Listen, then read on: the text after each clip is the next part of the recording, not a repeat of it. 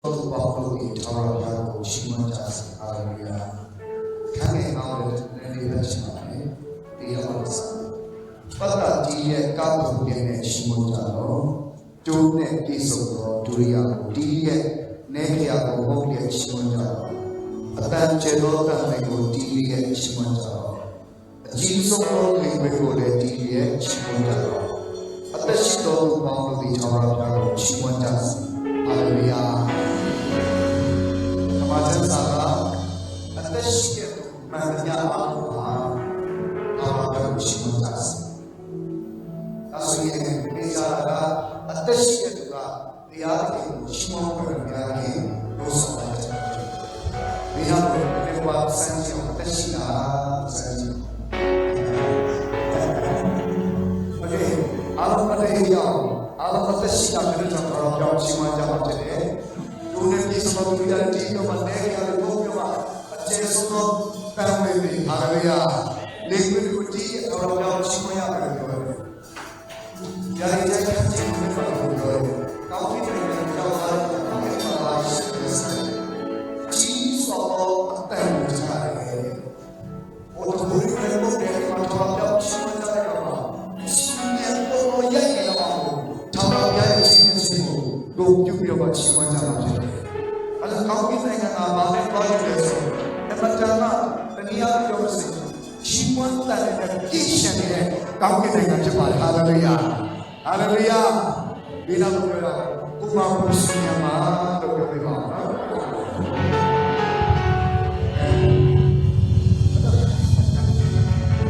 Macam semua yang apa? Aku dari. Yesus dia. Dia masuk itu. Mau semua.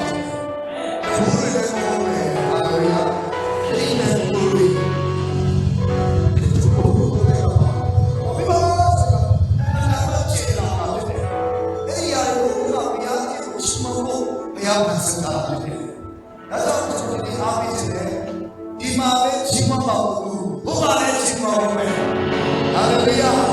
Haleluya. Dekau kita biar cuma siap.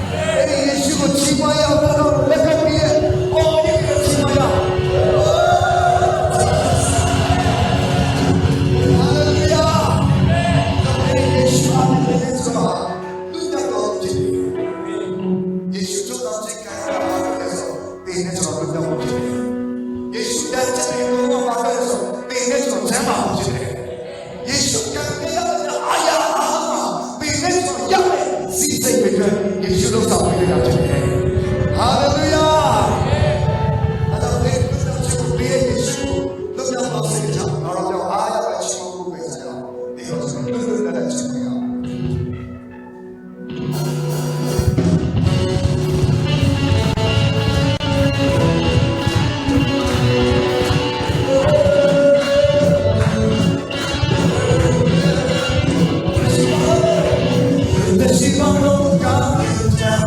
kasih.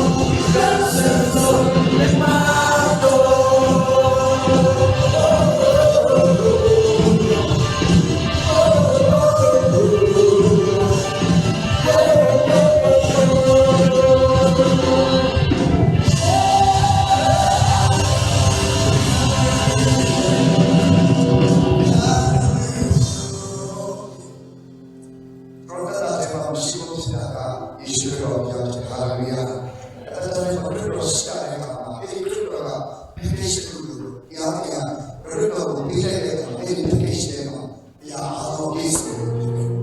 ဘုရားရဲ့ယေရှုခရစ်တော်လက်ဆောင်ကိုပေးတယ်လက်ဆောင်ဆိုတာအခါရှိရတဲ့လူတွေပေးတာဖြစ်တယ်ဟာရှိတဲ့မဆိုင်ဘူးချစ်တော်ပေးတာကိုလက်ဆောင်တော်ဖြစ်တယ်ဟာလေလုယာဘုရားပေးတဲ့လက်ဆောင်ဖြစ်တဲ့ခရစ်တော်ယေရှုထဲမှာဘုရားအားပြည့်စုံတယ်ခရစ်တော်ရဲ့ပိုင်ဆိုင်တဲ့နိဗ္ဗာန်စာပေဟာအရာအားလုံးပိုင်ဆိုင်တော်ဖြစ်တာဟာလေလုယာဆရာတော်ရှိတဲ့ဘုရားကို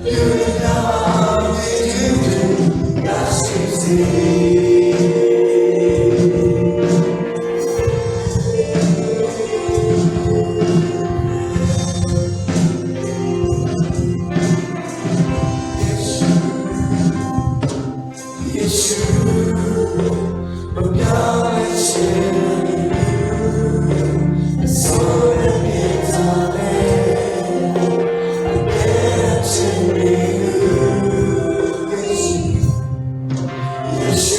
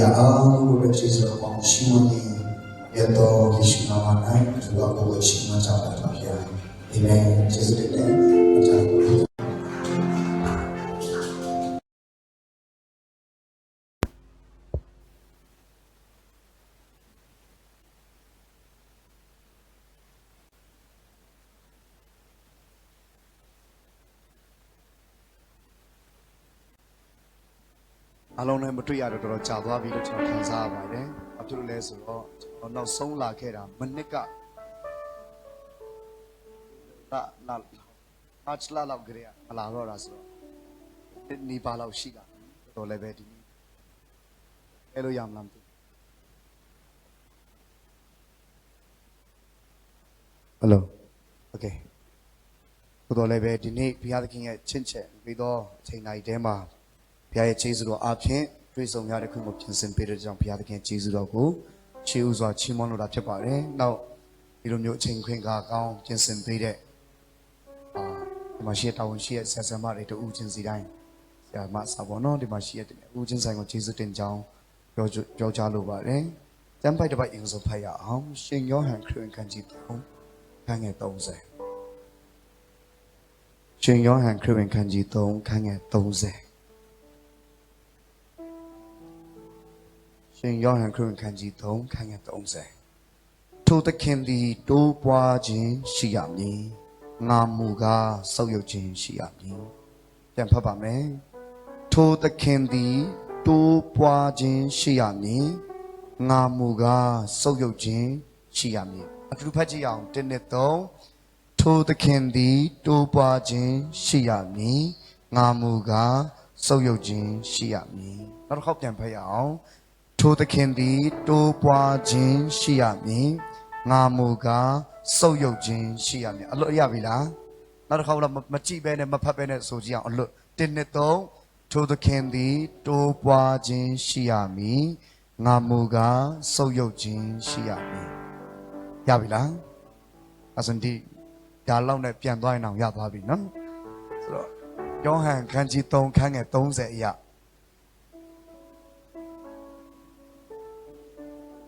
နှစ်ချင်းဆရာယောဟန်ပြောတဲ့စကားဖြစ်ပါတယ်ထိုသခင်ဆိုတာကသူ့နောက်မှာကြွလာမယ်ယေရှုခရစ်တော်ကိုသူဖော်ညွှန်းပြီးပြောတာဖြစ်ပါတယ်ထိုသခင်ကတော့တဲ့တိုးပွားခြင်းရှိရမယ်ငါမူကားစုပ်ယုပ်ခြင်းရှိရမယ်ဘာကြောင့်နှစ်ချင်းဆရာယောဟန်ဒီစကားကိုပြောရတယ်လဲ contextualization ကိုကျွန်တော်ပြန်သိချာသွားပြီးတော့မှကြည့်ရမယ်ဆိုရင် context အရာအဲ့ဒီခါတော့ကနှစ်ချင်းဆရာယောဟန်ကယေရှုမပေါ်လာခင်တော့ကဆိုရင်သူဟာပညတ်တရားမှာဆိုရင်တော့ပညတ်တရားခေတ်ကာလတည်းမှာဆိုရင်တော့တကယ်ဆရာကြီးဖြစ်တယ်ဗိသိက်ခံရတော်သူဖြစ်တယ်ဘုရားသခင်စေလွတ်တဲ့သူလည်းဖြစ်တယ်ဘုရားရဲ့ဗိသိက်ချင်းတဲ့အမှုတော်ဆောင်တဲ့ကမှာတမူထူးခြားစွာဘုရားရဲ့ဆုကျေးဇူးများစွာနဲ့အလုတ်လုတ်နေတဲ့ဆရာသမားတူဖြစ်တယ်ဒါကြောင့်လဲသူတပါးလောက်တာကိုအနောက်ကနေလိုက်လုပ်ဖို့အတွက်အစဉ်သင့်ရှိနေကြတဲ့ပြည့်တပည့်တော်တွေအများကြီးရှိတာဖြစ်တယ်။အနောက်ကနေလိုက်လုပ်ပေးမဲ့သို့မဟုတ်သူ့ကိုလိုက်ကူညီပေးဖို့အတွက်အနောက်ကနေလိုက်မဲ့ follower တွေတပည့်တော်တွေအများကြီးအဲ့ဒီကလေးကယေရှုမပေါ်ခင်ကလေးကနှစ်ချင်းဆရာယောဟန်မှာတပည့်တော်တွေရှင်းနေပြီးသားဖြစ်တယ်။တနည်းအားဖြင့်ပြောမယ်ဆိုရင်ယေရှုမပေါ်ခင်မှာတော့သူဟာအမတန်မှနာမည်ကြီးသောဓမ္မအမှုတော်ဆောင်ဆရာသမားတယောက်ဆိုရင်ဘာမှမဟုတ်မသူပြောတဲ့စကားကဘာပြောလာလဲဆိုတော့တရက်သူတပည့်တော်တွေကိုသူဘာပြောလာလဲဆိုတော့ထိုသခင်ဖြစ်တဲ့ယေရှုခရစ်တော်ကတော့တိုးပွားခြင်းရှိမယ်တဲ့ငါကတော့စုပ်ယုပ်ခြင်းရှိရမယ်ယေရှုမလာခင်တော့ကတော့နှစ်ချင်းဆရာယောဟန်ဆရာကြီးပဲဗျပညတ်တရားခေတ်ကာလမှာတို့မို့ဂျေဇုတော်ကာလဖြစ်တဲ့အဲ့ဒီယေရှုခရစ်တော်မပေါ်လာခင်မှာတော့ဆရာကြီးဖြစ်ခဲ့ပေမဲ့သူပြောခဲ့တဲ့စကားလုံးကတော့ငါကတော့တဲ့စုပ်ယုပ်ခြင်းရှိပြီး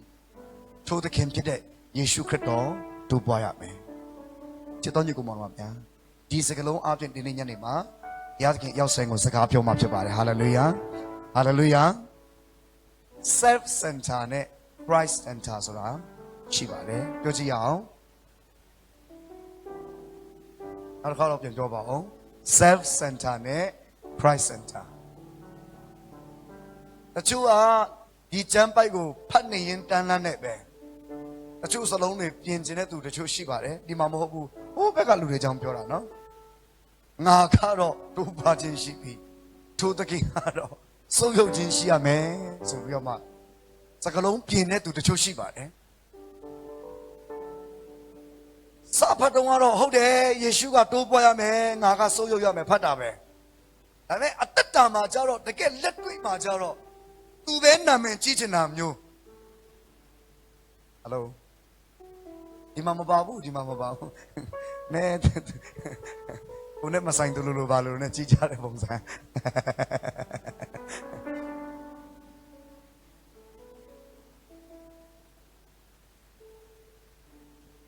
တကူကူလှုပ်လိုက်တိုင်းမှာဥပမာအမှုတော်ဆောင်နေဆိုပါစို့လူနာပေါ်လက်တင်ပေးလိုက်တယ်ဆူတောင်းပေးလိုက်တယ်ဘုရားသခင်ဂျေဇုတော်တသက်ကြောင့်အဲ့ဒီလူနာအနာရောဂါငြိမ်းသွားတယ်ဆိုပါစို့ကဲအဲ့ဒီမှာပြောပြီးအသိခံပြီကျွန်တော်ဆူတောင်းပေးလိုက်တာပျောက်သွားတယ်လို့ပြောတာမန်တလူလိုတော့ရှိပေမဲ့ဒါဟာတကယ်တမ်းတော့ဘုံကြီးချင်းဂုံပြူချင်းအကုန်လုံးသူတိမ့်ပိုက်တယ်လို့ဖြစ်သွားပါတယ်ဒီစကလုံးဘယ်တော့မှမပြောရဘူးဘာကြောင့်လဲဆိုရင်ကျွန်တော်တို့ဆူတောင်းပေးလိုက်ခြင်းအပြင်အနာရောဂါငြိမ်းတာတော့မန်တလူလိုတော့ရှိပေမဲ့တကယ်တမ်းဆိုကျွန်တော်တို့ဟာကျမ်းမာခြင်းကိုပေးနိုင်တဲ့သူမဟုတ်ဘူးဘာကြောင့်အနာရောဂါငြိမ်းသွားတယ်လဲဆိုရင်အနာရောဂါကိုငြိမ်းပေးနိုင်တဲ့ဘုရားသခင်ဟာကျွန်တော်တို့နဲ့အတူရှိနေတဲ့အတွက်ကြောင့်ကျွန်တော်ဆူတောင်းပေးလိုက်တဲ့အခါမှာအနာရောဂါငြိမ်းသွားခြင်းသည်ကျွန်တော်ရဲ့ဆူတောင်းခြင်းကြောင့်မဟုတ်ပဲသူ့ရဲ့ကုသပေးခြင်းကြောင့်သာလည်းဖြစ်တယ်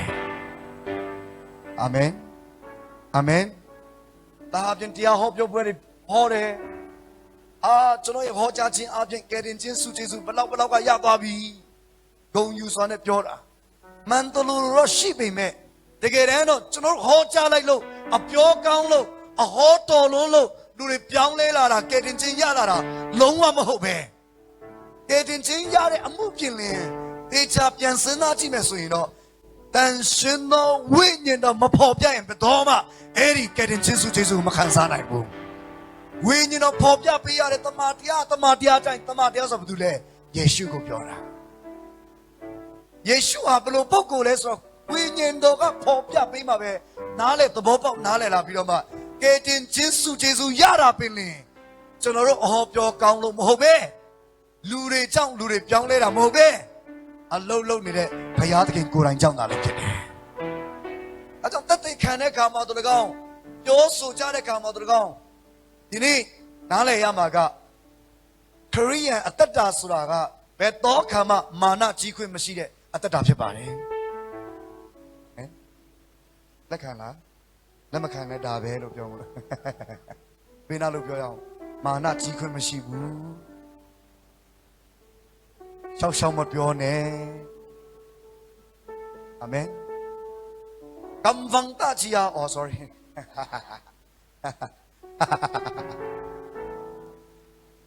အမသူစုံတင်ပန်တော့ပေါ့တကကဲတော့တမ်ပြန်ထိုင်ချင်အားပူပြပြန်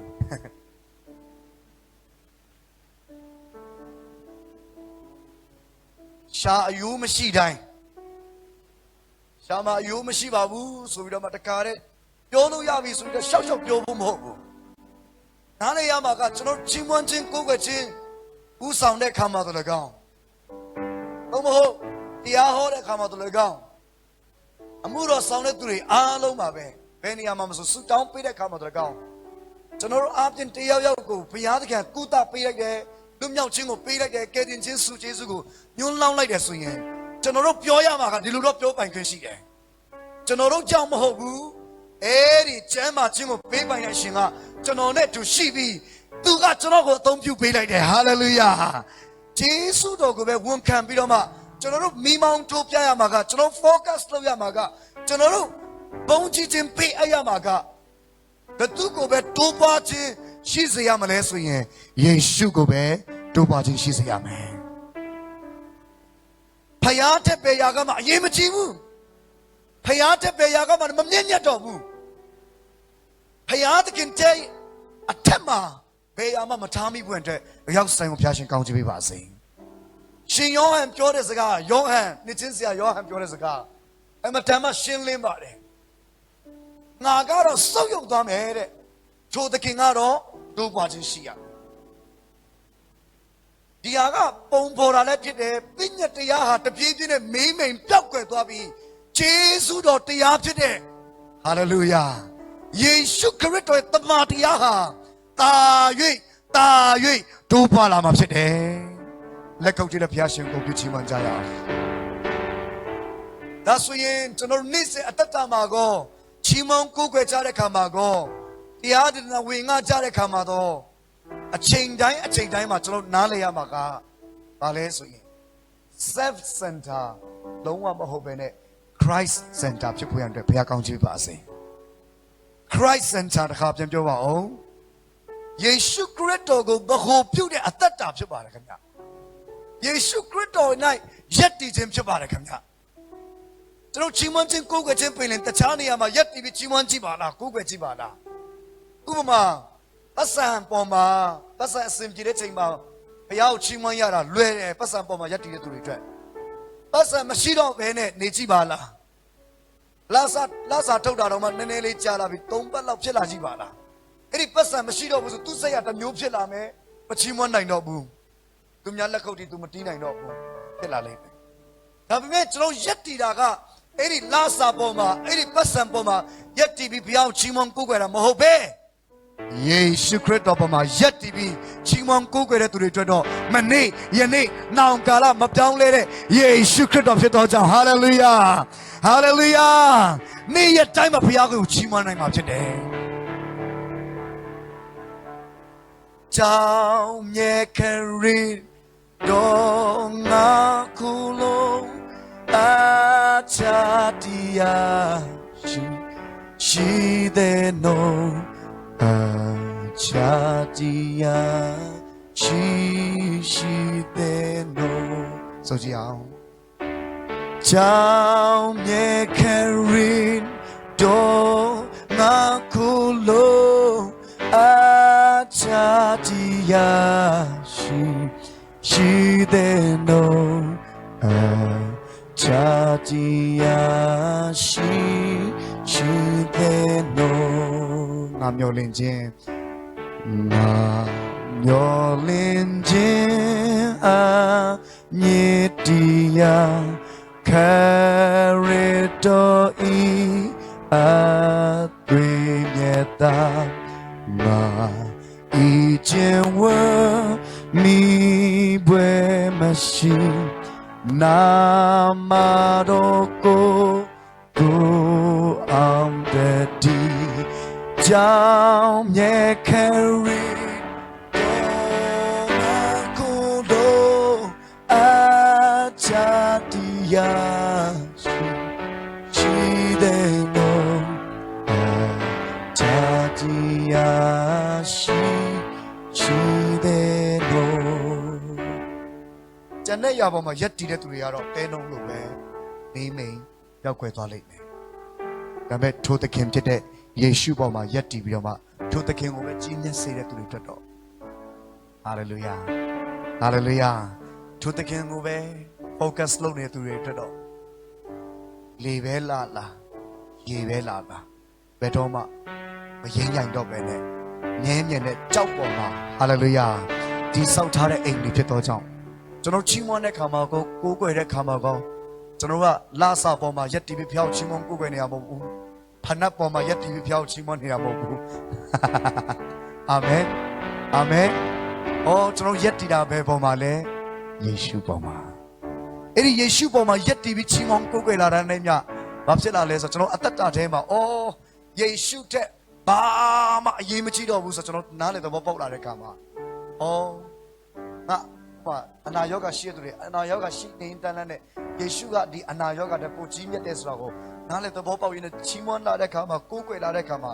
ယေရှုကြီးမြတ်ကြောင်းကိုလက်တွေ့တာ၍ခံစားခွင့်ကိုဘုရားပြင်ဆင်ပေးလာပြီးအနာရောဂါငြိမ်းခြင်းနဲ့ဘုရားကပြန်သွားခွင့်ပြင်ဆင်ပေးမှာဖြစ်တယ်။ဘာကြောင့်လဲအနာရောဂါထက်တာ၍ကြီးမြတ်တဲ့ဘုရားသခင်ရဲ့နာမဟာကျွန်တော်တို့ကိုကုသပေးနိုင်သောနာမဖြစ်တယ်။တခါကြရင်လေကျွန်တော်ဒီလိုစဉ်းစားတယ်မျက်မှောက်တော်လို့ပြောနေကြတဲ့ဘုရားရဲ့အတူရှိခြင်းကဘာနဲ့သွားတူလဲဆိုတော့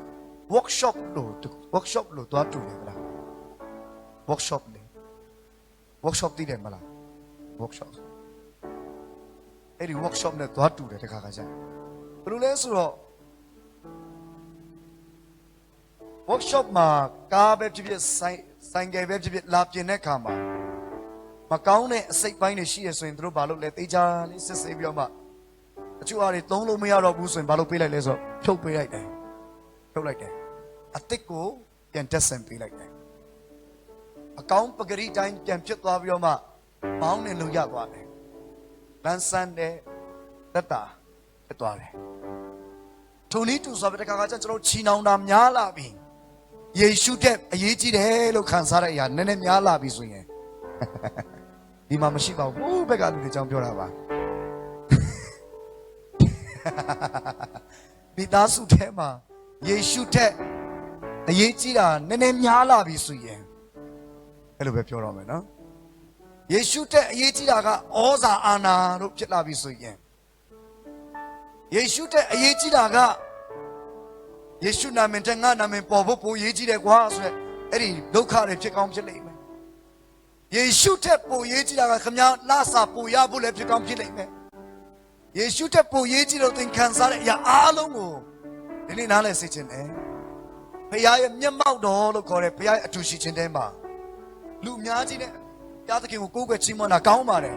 ဒီတက်တာ၍ကောင်းတာပါလဲဆိုတော့ညီလို့မရတဲ့နေပဲတခုတည်းမှာသင်တယောက်တည်းနဲ့နဘူးတူတဲ့ဘုရားသခင်နဲ့တွေ့ကြည့်ပါလား devotional personal devotion တွေပဲလုပ်ကြည့်ပါလားဘုရားသခင်နဲ့နှစ်ယောက်တည်းငကိုကြားထဲမှာပဲစကားတချို့ပြောကြည့်ပါလား ရင်ပွင့်ပါလားဘာလို့လဲ तू ဟာဖခင်ကျွန်တော်ရဲ့ကောင်းကင်ဖခင်ဖြစ်တဲ့ကြောင့်ကျွန်တော်ရင်ပွင့်တာကိုလည်းကြားချင်တဲ့ဘုရားသခင်ဖြစ်တယ်ဟာလေလုယာဟာလေလုယာပြောလိုက်ကိုရောဘာဖြစ်နေတာလဲဒီလောက်တောင်မှကိုရောစီးစိမ်နဲ့ချမ်းသာတယ်ဆိုဒီမှာအကျွေးတွေဝိုင်းနေဘာဖြစ်တာလဲကိုရောမမိုက်ဘူးကွာအဖေမမိုက်ဘူးဗျာဘာဖြစ်တာလဲအော်သမီးကိုဒီတိုင်းပဲပြစ်ထားခဲ့တော့မှလားခင်ဗျားမချေနဲ့ငယ်မချေနဲ့တဲ့အတိုင်းအဖြစ်ကိုအဖြစ်တိုင်းအရှိကိုရှိတိုင်းလူတွေရဲ့ရှေ့မှာခင်ဗျားတော့ကွန်ပလိန်ဇော်ရကတက်နေတာမဟုတ်ဘူးခမဲတော်စီမှာသွားကြည့်ပါဦးအဖနဲ့တွေ့ကြည့်ပါဦးဖယားသခင်စီမှာပြောကြည့်ပါဦးရင်တွေဖွင့်ကြည့်ပါဦးပြောကြည့်လိုက်ပါဦးပွင့်လင်းအရှိကိုရှိတိုင်းအဖြစ်ကိုဖြစ်တိုင်းပြောကြည့်လိုက်ပါဦးအဲ့ဒီချိန်မှာဖယားမျက်မှောက်တော်သင်ရဲ့ပေါ်မှာလွမ်းမိုးလားပြောမှဘုရားသခင်ရဲ့ကြီးမြတ်ခြင်းကိုသင်သဘောပေါက်နားလည်လာပြီအဲ့ဒီပြဿနာတွေထက်ကိုရောရဲ့ကြီးမြတ်ခြင်းကိုသင်သဘောပေါက်နားလည်လာရင်းနဲ့တဖြည်းဖြည်းနဲ့ဖြစ်လာကြတာအဲ့ဒီမျက်မှောက်တော်ထဲမှာသင်တိုးဝင်ရင်တိုးဝင်တဲ့နှလုံးသားအကျွမ်းမဲ့နဲ့တိုးဝင်လာတဲ့ခါမှာသင်ကိုယ်သင်လဲဘေးပြောက်သွားလိမ့်မယ်သင်ရဲ့အဲ့ဒီပြဿနာတွေအခက်အခဲတွေအကုန်လုံးလဲအရေးပြောကျသွားလိမ့်မယ်သူများမနာလိုခြင်းနဲ့သင်ဘုရားရှင်မှာလာတယ်ဆိုရင်အဲ့ဒီမနာလိုခြင်းဆိုတဲ့မကောင်းတဲ့အစိတ်ပိုင်းကိုဘုရားခင်ဖြုတ်ပေးလိုက်မယ်မနာမလိုနိုင်ခြင်းဆိုတဲ့အသက်တော်နှလုံးသားကိုဘုရားခင်ကအဲ့ဒီမျက်မှောက်တော်ထဲမှာကျွန်တော်တို့ကိုတစားပြန်ဆင်ပေးတာဖြစ်တယ်အာမင်သူများအောင်မြင်တာဝမ်းသာတယ်နဲ့ရန်ကောင်းတယ်ဆိုရင်တဲမှာဝမ်းသာပေးနိုင်ကြလားဆိုမဝမ်းသာပေးနိုင်ဘူးဘာမှမလို့လဲဆိုတာလာသေးတယ်ဒီမှာမရှိဘူးဟိုးဘက်ကလူတွေကြောင်းပြောတာမရှိဘူးဟိုကြောင့်ဘာလို့နေလို့လဲဒီလုံးငယ်ငယ်ကလေးဒီကောင်းငယ်ငယ်ကလေးတည်တယ်ဘုရားသခင်ချင်းမြောက်တော့လက်မခံပေးနိုင်ဘူးလာသေးတယ်သူ့ရဲ့အာဏာချက်ကိုအိုးအရင်ကတည်းကစုထားတဲ့အာဏာချက်တွေကိုသူများကိုပြန်ပြောလိုက်တယ်အဲ့တယောက်ဒီလိုဆိုတော့မှအဲ့ဒီဘသူမှကိုငားထားတာမဟုတ်ပေမဲ့အခါချင်းကိုပေးပြီးငားထားတာမဟုတ်ပေမဲ့အတကုံစီတနာနဲ့ပြောပြတာဒီမှာမရှိဘူးဒီမှာစတန်ရှင်းသူတွေကြီးပဲအိုး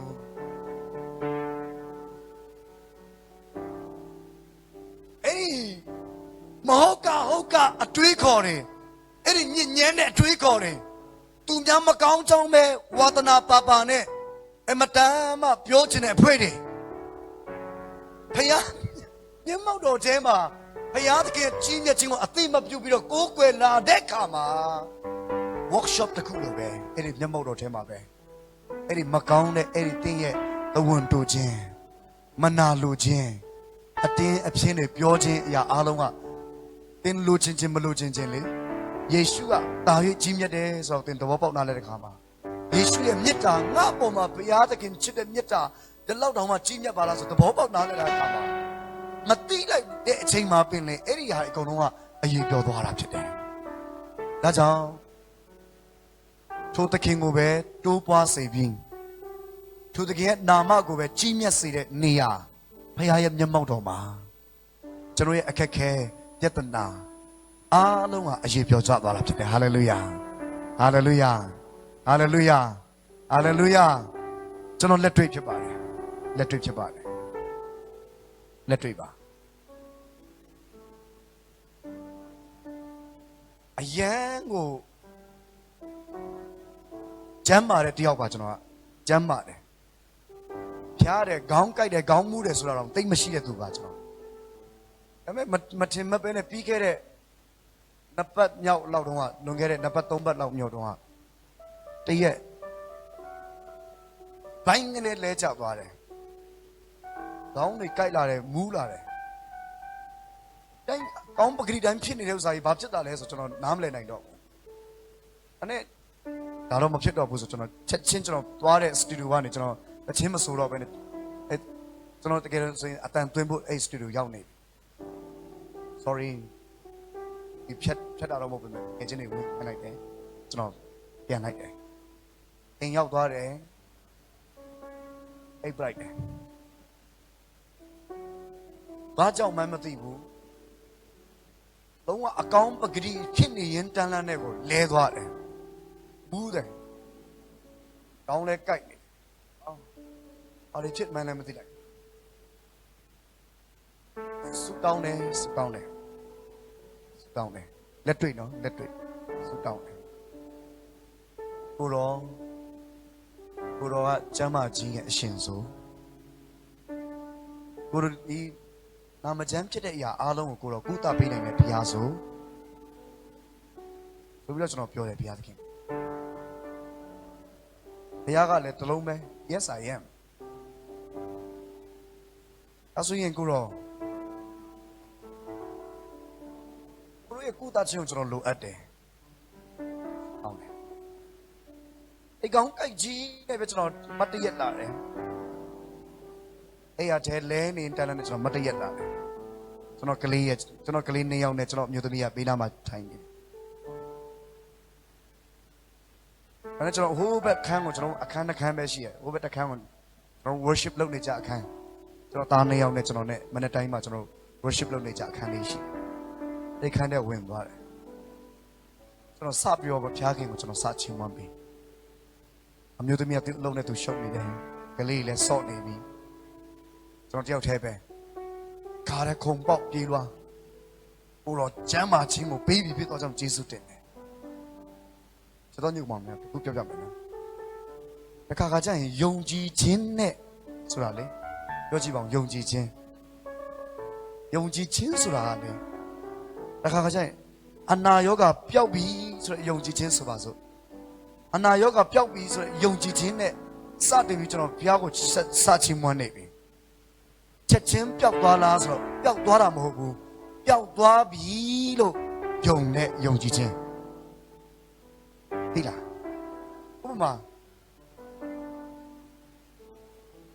တင်တခုခုလိုအပ်လို့ဘုရားခင်မှာဆုတောင်းတယ်ဒါပေမဲ့ယုံကြည်ခြင်းနဲ့ဆုတောင်းတယ်ဆိုတာဘာလဲဆိုတော့အဲ့ဒီတင်ဆုတောင်းနေတဲ့ဥမာအိမ်လားဒါမှမဟုတ်ကားလားဒါမှမဟုတ်တင်ဆုတောင်းနေတဲ့အရာတစ်ခုဆိုပါစို့အဲ့ဒါကိုရပြီဆိုတဲ့ယုံကြည်ခြင်းအရင်စရတာဒါပေမဲ့အဲ့ဒီအိမ်ကိုရတာမဟုတ်သေးဘူးအဲ့ဒီကားကိုရသေးတာတော့မဟုတ်ဘူးအဲ့ဒီကားကိုရပြီဆိုတဲ့ယုံကြည်ခြင်းစရလာတယ်ထုံလေးတူဆိုတော့ကျွန်တော်အဲ့ဒီမှာပြောင်းစချီးမွမ်းရင်ကိုယ်ကိုယ်နဲ့ကျွန်တော်စက်ချင်းကျမ်းမာသွားတာမဟုတ်ဘူးနော်ကျမ်းမာပြီဆိုတဲ့ယုံကြည်ခြင်းစရလာတယ်အာမင်အာမင်အဲ့ဆိုမျက်မှောက်တော်ထဲမှာကျွန်တော်တယောက်တည်းဘုရားခင်နဲ့စာတင်ပြီးကျွန်တော်ချီးမွမ်းနေတယ်ကိုးကွယ်နေတယ်လူအများကြီးနဲ့ချီးမွမ်းကိုးကွယ်ရတာအရင်လွယ်သူလို့ရှိပေမဲ့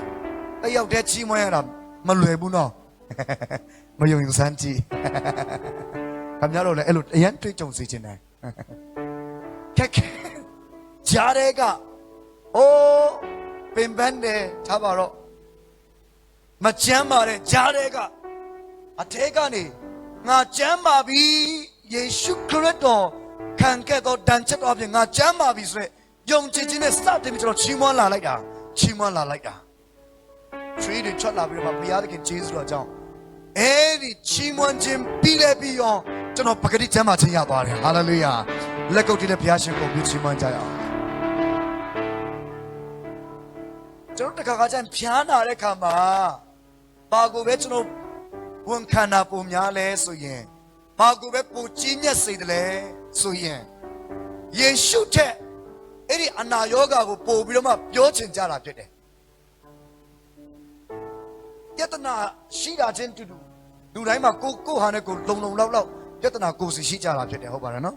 လုံလောက်ဆိုတာရှိကြတယ်လာမဝင်နဲ့လုံလောက်ဆိုတာရှိကြတယ်အဲ့ဒီယတနာတွေကိုလေတခါကျရင်အဲ့ဒီယတနာတွေကိုချီးမွမ်းတာပူလွယ်သလားမသိဘူးယေရှုကိုချီးမွမ်းတာတဲ့အဲ့ဒီပြဿနာကိုချီးမွမ်းတာပုံများလွယ်နေသလားမသိဘူးအယံတော်ကြတယ်ဖြစ်တယ်အာနင်းပြဿနာတသိလေးပါငါ့ဥစ္စာဆိုအာများမင်းကောင်းကြိုက်တာတော့ငါဆိုရင်ထိုးပြီးတော့ကြိုက်တာဆိုအနာယောဂချီးမွမ်းတာကိုကြတော့တအားချီးမွမ်းတတ်ကြတဲ့လူသားတွေဖြစ်ပါတယ်ဒီမှာမရှိဘူးဟိုဘက်ကလူတွေကြောင်းပြောတာပါဒါပေမဲ့အဲ့ဒီချိန်မှာပြင်ကျွန်တော်တမာတရားကိုဝန်ခံဖို့အတွက်ဘုရားကောင်းချီးပေးပါစေနှုတ်ကပတ်တော်ကိုဝန်ခံဖို့ဘုရားကောင်းချီးပေးပါစေဘာလို့ဝန်ခံရမှာလဲဟုတ်တယ်အချိန်တွေကတော့ငါဖျားနေတယ်မှန်တယ် အမေအဲ့ဒီအခြေအနေကိုငါမဝန်ခံတော့ဘူးယေရှုခရစ်တော်ခံခဲ့တော်မူသောဒဏ်ချက်တော်ဖြင့်အနာပြောက်လျက်ရှိတယ်ဆိုရင်နှုတ်ကပတ်တော်ဟာကျွန်တော်တို့ပေါ်မှာပြည့်စုံလာဖို့အတွက်ဟာလေလုယာယုံကြည်ခြင်းနဲ့မတ်တရလိုက်ဟာလေလုယာဝန်ခံပြလိုက်ယေရှုဆိုတဲ့နာမဟာတင်းရဲ့အနာရောဂါတဲ့တာ၍ကြီးမြတ်ကြောင်းတာ၍တိုးပွားကြောင်းတာ၍ကြီးမြတ်ကြောင်းကိုတင်းစတင်ပြီးတော့ယုံကြည်ခြင်းနဲ့ဝန်ခံလာလေဝန်ခံလေအဲ့ဒီပြဿနာအခက်ခဲအားလုံးဟာအရေးပြောကြသွားမှာဖြစ်တယ်ဟာလေလုယာကျွန်တော်ကပြဿနာကိုပဲချီးမွမ်းကြတယ်လို့ဖြစ်နေတယ်အဲ့ဒီပြဿနာအကြောင်းပဲပြောတာအရင်တော်တယ်လို့ဖြစ်နေဒီနေ့အဲ့ဒီပြဿနာကိုမပြောတော့ဘူးယေရှုအကြောင်းပဲပြောတော့မယ်ယေရှုကိုပဲကြီးမြတ်စေမယ်ဘယ်နာလို့ပြောရအောင်ယေရှုထက်ဘာမှအရေးမကြီးဘူးလို့ပြောပါအောင်ကျွန်တော်ချင်းပမာစကားလေးနဲ့ပြောရအောင်နော်ဇေဆုထက်ဘာမှအစည်းမကြီးဘူးလို့တခါပြန်ပြောပေးပါဦးဇေဆုထက်ဘာမှအစည်းမကြီးဘူးဟာလေလုယာအဲ့ဒီသခင်ဖြစ်တဲ့ယေရှုခရစ်တော်ကိုကျွန်တော်တိုးပွားခြင်းရှိစေတဲ့အခါမှာကျွန်တော်ဟာတဖြည်းဖြည်းနဲ့ဘာဖြစ်လာလဲဆိုတော့ဟုတ်ကအစိတ်တက်အကုန်လုံးကဘာဖြစ်လာလဲဆိုတော့ဆုံးယုတ်လာမှာဖြစ်တယ်အလိုလိုနေရင်ဘာနဲ့တွားတူလဲဆိုကျွန်တော်မှဒီမှာငယ်ချင်း2ယောက်ရှိရဆိုပါဆိုကျွန်တော်မှာပူလေး1ယောက်ဒီမှာရှည်လေး1ယောက်ငယ်ချင်း2ယောက်ရှိကျွန်တော်အနေနဲ့ဒါကကျွန်တော်ရဲ့ပြဿနာဆိုပါဆိုဒါကျွန်တော်ရဲ့ပြဿနာဒါကယေရှု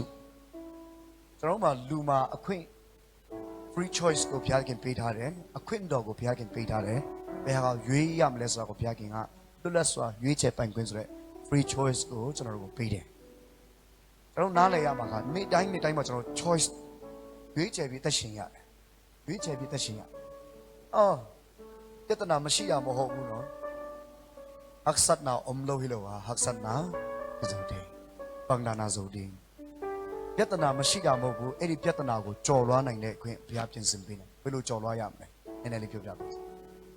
အဲ့ဒီပြဿနာကိုပဲသင်ကြည့်ပြီးတော့မှပြောနေရင်လေအဲ့ဒီပြဿနာကောင်းကြောင်းသင်ပြောလေအမလေးစီးထွက်လေဖြစ်လာလိမ့်မယ်ဘာလဲ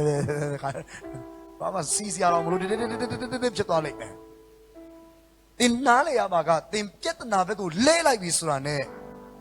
ဖယားကိုသင်ကြောခိုင်းပြီးရတာဖြစ်နေတယ်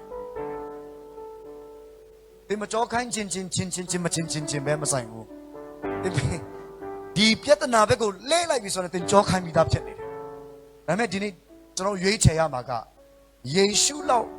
ငါပြဿနာဟာလေလုယာ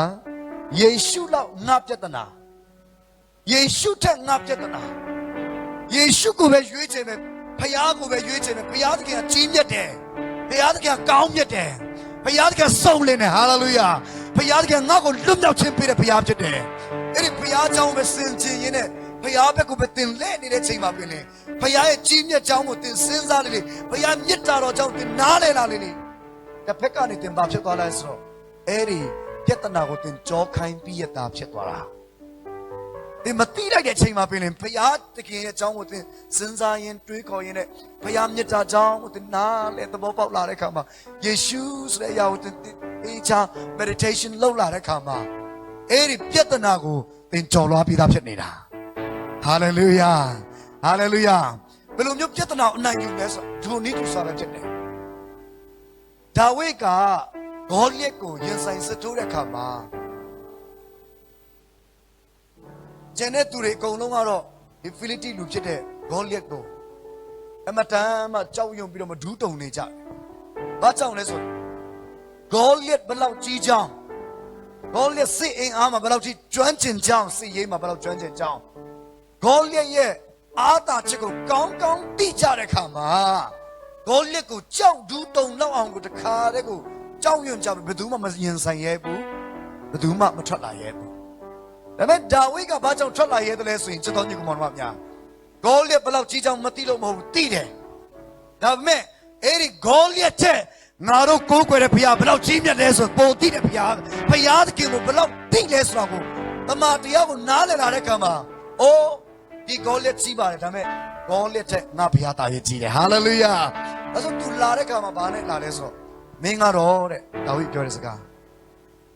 ဂေါလိယကိုပြောတယ်မင်းကတော့လန်တွေကိတုံတွေပါလျက်မင်းလက်နက်တွေကိုအားကိုးပြီးငါတို့ကိုလာချိန်မောင်းနေတယ်ဟုတ်လား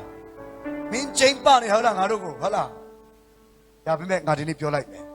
မင်းချိန်ပနေတဲ့ထာဝရဘုရားနာမ၌ငါလာတယ်ဟာလေလုယာဘုရားကိုထိတာမခံဘူးဘုရားကိုထိတာမခံဘူးပြန်ပြောမယ်ဘုရားကိုထိတာမခံဘူးကြည်ကြလေးပြန်ပြောမယ် तू မခံဘူးငါဘုရားဘလို့ဘုရားလဲဆို तू ကောင်းကောင်းသိတယ်ကျော်လူကမင်းကလေးတယောက်မလုံးနဲ့ဒါကလေးကစားစရာမဟုတ်ဘူးမင်းညင်ဆိုင်ရမယ့်လူတယောက်73ပေလောက်ရှိတယ်မင်းမလွယ်ဘူးတင်တယ်ကလေးမင်းအစင်းနေလိုက်တော့နားလိုက်တော့မင်းလစ်လိုက်တော့ပြောနေတဲ့အချိန်မှာပြင်လေဒါဟုတ်ရပါပြောတယ်ဟုတ်ဘူးအရှင်မင်းကြီးခင်ဗျာကျွန်တော်တိုးတွေကိုထိန်းချောင်းနေတဲ့အချိန်မှာပြင်အဲ့ဒီတိုးတွေကိုကိုက်စားခွင့်အတွက်ตาရဲ့ဒရိစံနဲ့အများကြီးလာပါချင်းတိတ်တွေလာတယ်ဝန်းပလွဲလေးလာတယ်အဲ့ဒါတွေအကုန်လုံးကိုကျွန်တော်ဖခင်ရဲ့နာမ၌ပြင်ဆိုင်တဲ့အခါမှာအောင်နိုင်ခဲ့ပါတယ်အခုအဲ့ဒီချင်းတိတ်တွေလိုဝတ်ဝင်တွေလိုပဲအဲ့ဒီဝတ်ဝင်တကောင်လိုပဲအဲ့ဒီချင်းတိတ်တကောင်လိုပဲဂေါလိယဖြစ်ရမယ်ဟာလေလုယာယုံကြည်ခြင်းရှိတာပဲနားထောင်နော်ယေရှုဘလောက်ကြီးမြတ်ကြောင်းကိုအသိမပြုတ်တဲ့သူတွေတယောက်ကဘာစရလာလဲဆိုယုံကြည်ခြင်းစရလာတယ်ယေရှုဘလောက်ကြီးမြတ်ကြောင်းယေရှုမြတ်တာဘလောက်ကြီးမြတ်ကြောင်းကိုစင်ကျင်တွေးတောတဲ့သူတယောက်ကအရင်ဦးဆုံးဘာရလာလဲဆိုတော့ယုံကြည်ခြင်းရလာတယ်ယုံကြည်ခြင်းရလာတယ်။အော်ဒီဂေါလိယကိုရင်ဆိုင်စစ်ထိုးမှာကငါမဟုတ်ဘူး။ဖယားသခင်ရင်ဆိုင်ပေးပါဟာလေလုယာဟာလေလုယာစစ်မှုကဘု து တာလဲဖယားတာဖယားသခင်ရင်ဆိုင်ပေးလိုက်မယ်သူသိတယ်။အဲ့တော့ तू ကဘာယုံကြည်ခြင်းစကား तू ပြောလိုက်တယ်အဲ့ဒီမှာဘာပြောလဲဆိုတော့ဂေါလိယကိုဘာပြောလိုက်လဲဆိုမင်းကတော့လန်ဒီကိတုံတွေပါလျက်ငါတို့ကိုချိန်ပါတယ်ငါကတော့မင်းချိန်ပါတဲ့ထာဝရဘုရားနာမ၌ငါဒီကိုလာတယ်မင်းလေဘင်းကိုငါဖြတ်မယ်တဲ့လေဘင်းကိုဖြတ်မယ်တာပြောတာ तू ပါလာတာကဒါတူတူလေးတက်လက်တော့မပါလာဘူး तू ပါလာတာလောက်လွဲလေးနဲ့အဲ့ဒီလောက်လွဲလေးနဲ့ပဲပါလာတာလောက်လွဲနဲ့တယ်လီးလို့ရလားမရဘူးခေါင်းဖြတ်လို့ရလားမရပါဘူးကျွန်တော်မကြောက်ဘူးပါဘူးဒါပေမဲ့ तू ဘာကြောင့်အဲ့ဒါကိုဝန်ခံပြီးပြောနေတယ်ဆိုရင်ယုံကြည်ခြင်းနဲ့နားထောင်နော်ဖယားသခင်ဘယ်လောက်ကြီးမြတ်ကြောင်းသိတဲ့သူတွေကလေ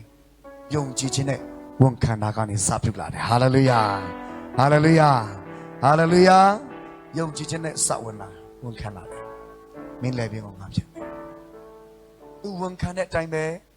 ဘုရားသခင်ကကောင်းချီးပေးတယ်။နောက်လဲကိုလဲပြီးမှအားလုံးသိတဲ့အတိုင်းပဲဒီ story ကိုအားလုံးသိတဲ့အတိုင်းပဲပြစ်လိုက်တဲ့အခါမှာ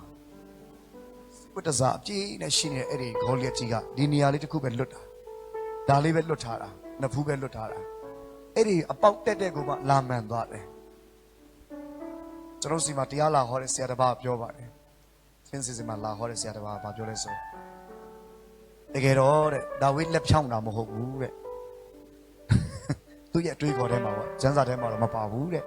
သူ့တွေးခေါ်ထဲမှာတော့ဒါဝိဒ်အဲ့လိုပြစ်လိုက်တဲ့ခါမှာတဲ့ကောင်းကင်တမန်3ပါးလာတယ်တဲ့ရှူးဆိုဆင်းလာပြီးတော့မှအဲ့ဒီလောက်စလုံးကိုတည်သွားတယ်တဲ့တည်သွားပြီးတော့ခါတဲ့ဟိုစူပါမန်တွေလို့လေစပိုက်ဒါမန်တွေလို့တခါအချိန်နဲ့ပြေးသွားပြီးတော့မှအဲ့ဒီနဖူးတက်တဲ့ကိုလာသွားမှန်တာကအဲ့ဒီကောင်းကင်ထဲမှာ3ပါးကြောင်းတဲ့တကယ်ဆိုရင်ဒီလိုထိတယ်ဆိုတော့နောက်ပြစ်လဲရပါဒါပေမဲ့အရှိကိုဘာကြောင့်ရှေ့မောက်ရလဲနေတယ်လဲဆိုတော့တဲ့အနောက်မှာတဲ့ကောင်းကင်ထဲမှာ3ပါးထပ်ဆောက်နေတာတဲ့တုတ်နေတဲ့စမ်းစာထဲမှာတော့မပါဘူးအဲကျွန်တော်စီမှာချင်းစီမှာဆရာတော်ဘာအလိုဝင်ငါတာသူ့ရဲ့အတွေးခေါ်ထဲမှာရှိတဲ့အတိုင်းအနောက်ကနေနောက်ဆေးကနေတကားတဲ့ကောင်းကင်ထဲမှာနေရိုက်ပလိုက်တာတဲ့ဟုတ်ရိုက်ပလိုက်တော့တဲ့နောက်ပြန်မလဲတော့မလဲရှေ့ လဲရခြင်းကအဲ့ဒီကောင်းကင်တမန်3ပါးရဲ့လက်ချက်ပဲဆိုစစ်မှုဟာဖျားအတာဖြစ်တဲ့ကြောင့်ဖြစ်လဲဖြစ်နိုင်ပါတယ်သူရဲ့အတွေးခေါ်ပေါ့နော်ဒါတော့စစ်မှုဟာဖျားအတာဖြစ်သောကြောင့်ဘယ်လိုပုံစံနည်းနဲ့မဆိုဖျားတကယ်နိုင်တာဖြစ်တယ်ဟာလေလုယာဟာလေလုယာစတော်ညူကမှာပါဗျာအခုတင်းရဲ့ရှေ့မှာတင်းကိုကာစီးချတဲ့အဲ့ဒီဂေါလိယက်ကြီးကိုတင်းရင်ဆိုင်စစ်ထိုးနေတဲ့အကျွေးဆိုတဲ့ဂေါလိယက်ကြီးလားအနာယောဂါဆိုတဲ့ဂေါလိယက်ကြီးလားအဲ့ဒီတင်းရဲ့ပြဿနာအရှုပ်ထွေးအဲ့ဒီဂေါလိယက်ကြီးကိုတင်းရင်ဆိုင်စစ်ထိုးပြတဲ့ဒီနေ့အကောင်းဆုံးသောလက်နဲ့ဟာပါလဲဆိုတော့ထာဝရဘုရားရဲ့ကြီးမြတ်ခြင်းပဲဖြစ်ပါတယ်ထာဝရဘုရားကြီးမြတ်ခြင်းကိုတင်းယုံကြည်ခြင်းနဲ့ဝန်ခံခြင်းပြောဆိုခြင်းဖြစ်ပါတယ်ဟာလေလုယာဟာလေလုယာပြောရအောင်ငါဘုရားကြီးမြတ်တယ်ကျွန်တော်ကိုးကွယ်တဲ့ဘုရားသည်အဲ့လောက်လေးနဲ့မရပါဘူးကျွန်တော်ကိုးကွယ်တဲ့ဘုရားသည်အဲ့လောက်လေးနဲ့လည်းမရသေးပါဘူးကျွန်တော်ကိုးကွယ်သောဘုရားသည်အကျယ်ဆုံးတဲ့ကျွန်တော်ကိုးကွယ်သောဘုရားသည်အရာကတဲ့ရဲ့အချက်မှာစိုးစံ၍ကြီးမြတ်ပြီးတဆွမ်းနိုင်သောဘုရားသခင်ဖြစ်တယ်လက်ကုပ်တက်လက်အော်ရင်းလည်းတောက်ရပြောချီးမရအောင်ချီးမရအောင်ချီးမရအောင်ဟာလေလုယာဟာလေလုယာအဲ့ဒီဘုရားသခင်ရဲ့ကြီးမြတ်ခြင်းကိုကျွန်တော်သဘောပေါက်နားလည်လာရင်းနဲ့ဒိုးပွားစိတ်ဖွင့်တဲ့ဒီနေ့ရောက်စတဲ့ကိုကျွန်တော်အားပေးချင်တာဖြစ်တယ်ပြဿနာမကြီးဘူးလို့ကျွန်တော်မပြောဘူးပြဿနာတွေမစီဘူးလို့လည်းမပြောဘူးစီတယ်ဒါပေမဲ့အဲ့ဒီပြဿနာထက်သင်နားလည်ရမှာကပြဿနာစီတာတဲ့ဇေဆုစီတာကိုပိုသိမှတ်ပြလိုက်ဟာလေလုယာနားလည်လားငါပြောတာငါနားလည်လားပြဿနာမရှိဘူးမဟုတ်ဘူးအခက်ခဲမရှိဘူးမဟုတ်ဘူးအဲ့ဒီအခက်ခဲတဲ့ပြဿနာတဲ့အဲ့ဒီအခက်ခဲကိုရင်ဆိုင်ကျော်လွှားပေးနိုင်တဲ့ဘုရားသခင်ဟာငါတို့နဲ့တူရှိတဲ့အိမ်မာနွေလဘုရားဖြစ်တဲ့ဆိုတာကိုအတိမတ်ပြုဖို့ဘုရားကောင်းချီးပေးပါစေဟာလေလုယာနောက်တခါခါကျရင်ကျွန်တော်ဉာဏ်ပညာလိုအပ်တဲ့ခါမှာလည်းပဲဘုရားသခင်ကြီးမြတ်ခြင်းကိုသဘောပေါက်နားလည်လာရင်လေအော်အဲ့ဒီဘုရားခင်ငါတို့ကိုဉာဏ်ပညာပေးနိုင်တဲ့ဘုရားပါဆိုသဘောပေါက်နားလည်လာတဲ့ခါမှာဘာဖြစ်လာလဲဆိုတော့ဘုရားရဲ့ဉာဏ်ပညာဘယ်လောက်ကြီးမြတ်ကြောင်းဘုရားသခင်ဘယ်လောက်ကြီးမြတ်ကြောင်းကျွန်တော်သဘောပေါက်နားလည်လာပြီသူနဲ့ယဉ်နေကျွမ်းဝင်ပြီးတော့မှကျွန်တော်ချိတ်ဆက်တွေလောက်လာတဲ့ခါမှာအဆက်အသွယ်တွေလောက်လာတဲ့ခါမှာဘုရားသခင်ရဲ့ဉာဏ်ပညာကလေကူးတက်တယ်ကျွန်တော်ပေါ်မှာကူးဆက်တက်တယ်ဘုရားသခင်ကျွန်တော်ကိုဉာဏ်ပညာနဲ့ကြွယ်ဝစေခြင်းနဲ့ဘုရားသခင်ဖြစ်တယ်ဟာလေလုယာအဲ့ဒါဝိညာဉ်ရေးရအကင်းပါတတ်တဲ့ဉာဏ်ပညာကိုပင်လင်ဘုရားသခင်ပေးနိုင်တာဖြစ်တယ်ကျွန်တော်လေကြွားတာတော့မဟုတ်ဘူးဘုရားမျက်မှောက်တော်ထဲမှာဆောတော့ကျွန်တော်ပြောသလို workshop နဲ့တူတယ်လိုအပ်တဲ့အရာတွေကိုတက်ဆင်ပေးတယ်ဆိုတော့ကျွန်တော်တကယ်လက်တွေ့ခံစားရတာဖြစ်တယ်ကြွားတာတော့မဟုတ်ဘူးနော်9တန်းဘဝမှာကျွန်တော်ဗမာစကားလုံးဝမသိဘူးဗမာလိုလုံးဝနားမလဲဘူးဗမာလိုပြောရင်ကျွန်တော်စက်မှနားမလဲတော့ဘူးအဲဆိုကျွန်တော်ကလေးမျိုးကနေဒီကိုပြောင်းလာတာဖြစ်တဲ့ကြောင့်ဗမာလိုစာသင်နေကြပြီနားထောင်တယ်အတကုံနားထောင်တယ်လုံးဝနားမလဲဘူးအဲ့လိုပြောတဲ့အခါမှာကျွန်တော်တယောက်တည်းတော့မဟုတ်တော့ဘူးထင်တယ်အားလုံးနဲ့အတူတူပဲဖြတ်တန်းဖူးကြမယ်ထင်ပါတယ်နော်အဲတောင်းတယ်ကိုရောဒီဗမာလိုနားလည်နိုင်တဲ့ဉာဏ်ပညာကိုတော့ပေးပါဆုတောင်းအဲ့ဒီ9တန်းစာမေးပွဲတွေဖြေတယ်ဘုရားကြီးဆိုတော့ကြောင့်ကြားတယ်တပိုင်းအောင်တာပဲကျေးဇူးတော်မဟုတ်ကြတာလည်းတခါခါချင်းကျေးဇူးတော်ပဲဘုရားကောင်းမြတ်ခြင်းပုံမြင်ရဖို့ဖြစ်တတ်တယ်။အိုးကြသွားတယ်။ကြတော့အဖြစ်အဖေကလည်းကျွန်တော်ကြည့်ရင်လည်းအရန်ခွန်အားရလို့ထင်တယ်။ပေါ်တာဆောင်ထားမယ်ဆိုပြီးတော့မှပြင်းဝင်ဘက်ကိုသွားခိုင်းလိုက်တယ်။ကျွန်တော်ညီကောင်မောင်တို့က9ယောက်လောက်ပဲရှိတာပေါ့နော်။အဲ့တော့မများဘူးကျွန်တော်9ယောက်မြောက်ဖြစ်တယ်။ကျွန်တော်အောက်က1ယောက်နဲ့ကျွန်တော်6ယောက်စလုံးပြင်းဝင်မှာပေါ်တာဆောင်အရန်နာမည်ကြီးတဲ့အဆောင်တစ်ဆောင်ရှိစီကံလည်းတိတ်ကြီးအဲ့ဆောင်ပို့လိုက်တယ်ဆိုတော့သွားတယ်9တန်းစာမှုပဲပြန်ဖြေဖို့9တန်းပြန်တက်ဖို့ပေါ့လေနေလာတော့ရောက်လာပြီကျွန်တော်သွားတာအဲ့ချိန်မှာဂျွန်ဆန်ကျောင်းစာဖွင့်တော့မှာဟုတ်နေ first week လောက်မှာရောက်နေဘေးကဖုန်းပြန်ဆက်လာတယ်ဟေးမင်း လိုက်ပုတ်ပေးတဲ့မင်းကပူရှိသေးလားမင်းဦးလေးရှိသေးလားရှိတယ်ချက်ချင်းမင်းတို့နှစ်ယောက်စလုံးရန်ကုန်အမြန်ဆုံးပြန်ဆင်းလာခဲ့တယ်ဟာဘာဖြစ်လို့လဲဖေးမဟုတ်ဘူးတဲ့ဒီမှာတဲ့ငါးတန်းဆံပွဲကြတဲ့သူတွေပြန်ပြေခွင့်ရှိတယ်တဲ့အော်တည်င်းကောင်းပဲပြန်ဆင်းရလက်မှတ်နဲ့အမြန်ဆုံးရန်ကုန်ဆင်းသွားတယ်ကျွန်တော်မမိပါတယ်1998ခုနှစ်ဖြစ်ပါတယ်အာထာက3ဘူတထောင်မှာဖြစ်ပါတယ်အော်ငါးတန်းဆံပွဲပြန်ဖြစ်ပဲဆိုကျွန်တော်တယောက်တည်းများလားပေါ့လေကျွန်တော်ဆံပွဲကြတာကျွန်တော်တယောက်တည်းများလားဆိုကြည့်လိုက်တော့တော်တော်များတယ်အဖော်ရကြီးတော့ပါပေသည်ပေါ့နော်ပို့ပြီးတော့ခွန်အားရှိသွားတာတငယ်ချင်းတယောက်တကယ်တငယ်ချင်းတယောက်ကျွန်တော်တော့ကလေးမျိုးကနေရန်ကုန်ရောက်လာတာတော်သေးတယ်အဲ့ဒီတငယ်ချင်းတယောက်ကကျတော့သူကဇုံဆောင်ကနေရောက်လာတာအတော့ပူဆိုးတယ်ဘာမှလို့မချဘူးသူကျွန်တော်မှနည်းနည်းလေးချဘူးနောက်မှရှိတယ်ဆဲတာလေးတော့ရတာပေါ့နော်ပြန်ပြေးမယ်ဆိုတော့သူ့ကိုကြည့်လိုက်တော့ကျွန်တော်တော်တော်ခွန်အားရသွားတယ်အော်ဇာနီရဲပေါ်လူတော်လူမောင်အဖော်ရကြီးတော်ပါပေသည်ပေါ့နော်အဖြေတော့ဘယ်လိုပဲဖြစ်လေစာမမရတာကြမှာပေါ့တိပိတာပဲလေဘာဖြေစရာမှမရှိတာနော်ဘာမှလုံးဝနားမလဲတာဘာတော့ဖြေမှလဲဒီတိုင်းပဲပေါ့စာမခန်းထဲမှာဒီတိုင်းပဲပုံတွေပါဆွဲနေအောင်လုံးအောင်ပါလေအဲ့ဒါကြီးအဲ့မတင်မပဲနဲ့ကျွန်တော်ရဲ့အဲ့ဒီအတန်းပိုင်ဆရာမတယောက်ကရောက်လာအဲ့မှာထိုင်ကုန်ကိုသူရိုက်တာတိတ် intention ယူတာပေါ့နော်ယူဆိုင်မှုအားလုံးရဲ့ယူဆိုင်မှုယူတာတိတ်နဲ့ရိုက်တာကျွန်တော်ငယ်တော့ဆရာမတယောက်ပြေးတတိရမိတယ်ပေါ့နော်ရိုင်းတယ်ဆိုရင်ခွလို့ပါရဲ့တိုက်ဆိုင်လို့ပြောပြမယ်ရိုင်းတယ်ဆိုရင်ခွလို့နော်တခါတည်းကျွန်တော်ငယ်တော့ဆရာမတယောက်အဲ့လိုအရန်လေလေခြင်းလို့ပေါ့နော်လေလေခြင်းလို့တကယ်တော့ဘသူမှစိတ်ဆိုးတာမဟုတ်သူစိတ်ဆိုးတယ်လို့ဟန်ဆောင်တာရိုက်တဲ့အချိန်မှာသူလေလေလိုက်မယ်လို့စိတ်ကူးရင်ရှိတယ်တဲ့ကြည့်ရတာကြည့်ကျွန်တော်သူလေမလေလိုက်မိဘူးအားပါပါကြည့်တူတာအဲ့ဆံမွေးခန်းထဲမှာအဲ့လိုများဖြစ်မလားဆိုတေချာကြည့်နေကျွန်တော်အဲ့လိုတော့မဖြစ်ဘူးသူကအဲ့ဆံမဘာပြောဆိုအားလုံးတေချာနားထောင်ပေးပါဒီကနေ့တဲ့စာမေးပွဲဖြေဆိုကြတဲ့မိသူမဆိုအားလုံးကိုအစိုးရနေပြီးတော့မှအောင်ပေးလိုက်ပါပြီခင်ဗျာဆိုတော့ဩတခါအကုန်လုံးတခါလည်းအောင်သွားပြီတကယ်ဆိုရင်ကျွန်တော်အောင်လားဒါမဲ့မအောင်ဘူးလား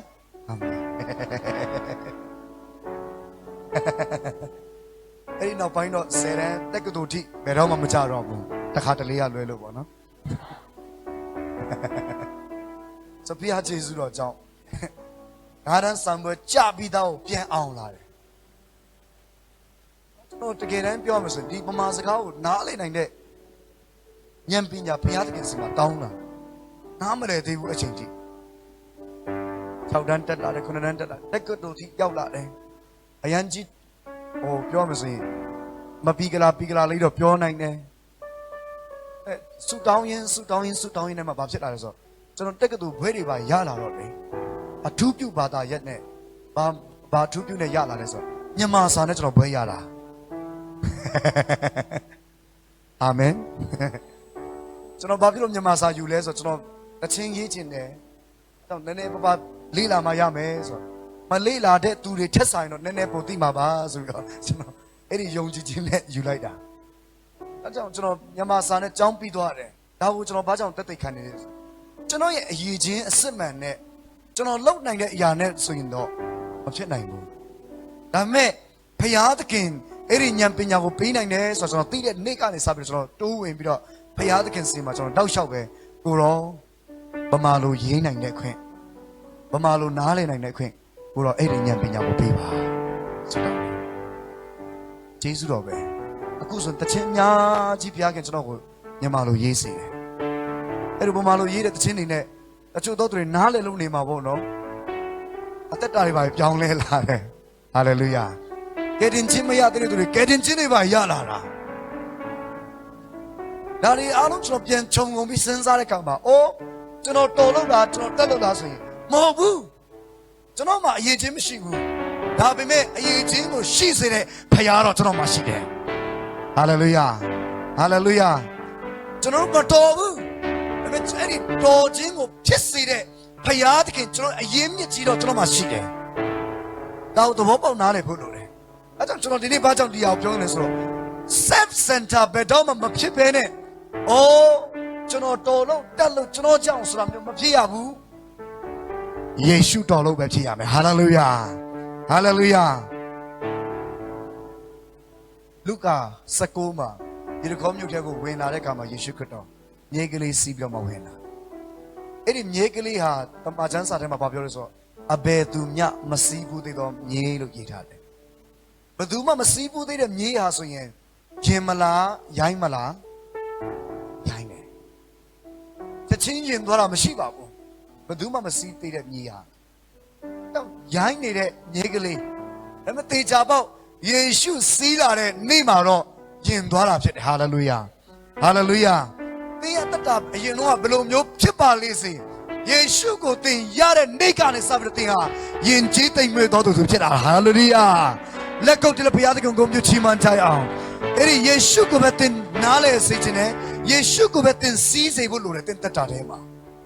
အရင်တော့မြေကလေးကခံစားကောင်းခံစားလိုက်မယ်။ဩတခါမှလည်းငါ့ကိုဂယုမဆိုင်တဲ့သူတွေကအခုငါသွားမဲ့လမ်းတွေမှာတော့မှသူတို့အဝတ်တွေခင်းပေးတာပါလားလို့မြေကလေးကထင်ကောင်းထင်လိုက်မယ်။တကယ်တမ်းတော့မြေကလေးသွားမဲ့လမ်းပေါ်မှာဘာကြောင့်လူတွေကအဝတ်တွေကိုခင်းပေးကြတယ်ဆိုတော့မြေကလေးကြောင့်လုံးဝမဟုတ်ဘူး။မြေကလေးပေါ်မှာစီးလာတဲ့ယေရှုကြောင့်ဖြစ်တယ်။ကျွန်တော်တကယ်ယေရှုခရစ်တော်ဟာကျွန်တော်အသက်တာထဲမှာမိမိရဲ့တခင်ကယ်တင်ပိုင်ရှင်ဖြစ်ယုံကြည်လက်ခံတဲ့နေ့ကနေစပြီးကျွန်တော်ထဲမှာဘာကိုပေးလိုက်လဲဆိုတော့တန်ရှင်တော်ဝိညာဉ်တော်ကိုတစ်စိတ်ခတ်လိုက်ပြီဖြစ်တယ်။အဲဆိုသင်သွားတဲ့နေရာတိုင်းကသင်ဟာဖခင်နဲ့တူသွားတာဖြစ်တယ်။ဖခင်ဘုန်းကိုသင်တည်ယူနေတာဖြစ်တယ်။ဟာလေလုယာ။သင်တယောက်တည်းဘယ်တော့မှမဟုတ်ဘူး။ဖခင်နဲ့တူသင်သွားလာနေတာဖြစ်တယ်။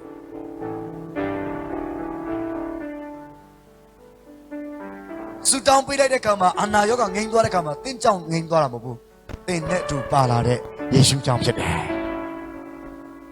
ဟောပြောလိုက်တဲ့အခါမှာလူတွေပြောင်းလဲတာကသင်ဟောပြောကောင်းလို့မဟုတ်ဘူး။သင်ထဲမှာရှိသောတန်ရှင်သောဝိညာဉ်တော်ဖော်ပြခြင်းကြောင့်ဖြစ်တယ်။ဟာလေလုယာ။အဲ့ဒီဘုရားသခင်ကိုပဲဘုန်းပေးရမှာဖြစ်တယ်။အဲ့ဒီဘုရားကိုပဲကြီးမြတ်စေရမှာဖြစ်တယ်။အဲကြောင့်နှစ်ချင်းဆရာယောဟန်ပြောတဲ့ကဲတော့ကျွန်တော်ပြောနိုင်မလား။ထိုသခင်မူကားတို့ပွားရမယ်။ငါမူကားဆုပ်ယုပ်ရ